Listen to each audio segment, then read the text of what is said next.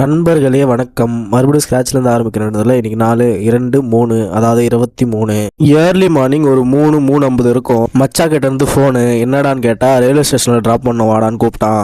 சரி, நான் அவனை ட்ராப் பண்ண கிளம்பிட்டேன். போகிற வழியில் ஒரு பேக்கரியில் நிப்பாட்டி காஃபி ஆர்டர் பண்ணி குடிச்சிக்கிட்டே என்னடா ரயில்வே ஸ்டேஷன் பக்கம்னா திடீர்னு கேட்டால் ஒன்றுமே சொல்ல மாட்டான். சரி, நமக்கு எதுக்கு அவன் ப்ரைவசின்னு கம்முன்னு விட்டேன். 4:30 ட்ரெயினுக்கு 4:25 போயிட்டோம். அவனை ட்ரெயின் ஏற்றிட்டு வீட்டுக்கு வந்தா விடிஞ்சிடுச்சு. சரின்னு வந்த கையோட கொல்லைக்கு போயிட்டு சுற்றி பார்த்துட்டு அப்படியே தண்ணி கேனை ஃபில் பண்ணிவிட்டு வந்த கையோட வீட்டில் ஸ்வீட் கடைக்கு போக சொல்லிட்டாங்க.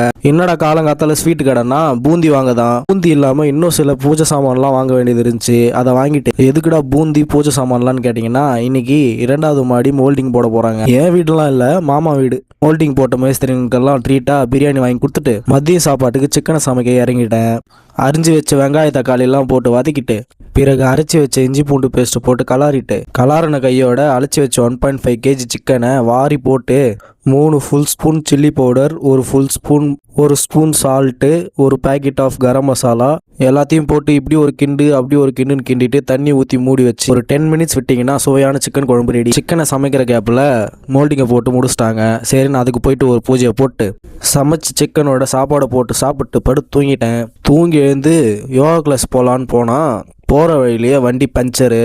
சரி, நான் அதை போடலான்னு போட்டால் இன்னொரு பஞ்சரு. நீ பஞ்சர் ஆனதெல்லாம் பிரச்சனை இல்லை, ஆனால் மொக்கானில் ஆயிருக்க பார்த்தியா அப்படின்னு வண்டியை போட்டு திட்டிட்டு உள்ள திருவிழா. சரின்னு அங்கே போயிட்டு பொண்ணுங்களை சைட் வச்சுட்டு இன்றைக்கி நாளாக முடிச்சுக்கிறேன். மறக்காமல் ஃபாலோ தெரிவிட்டு கன்சிஸ்டண்டாக இருங்க. நாளைக்கு பார்க்கலாம். டாட்டா.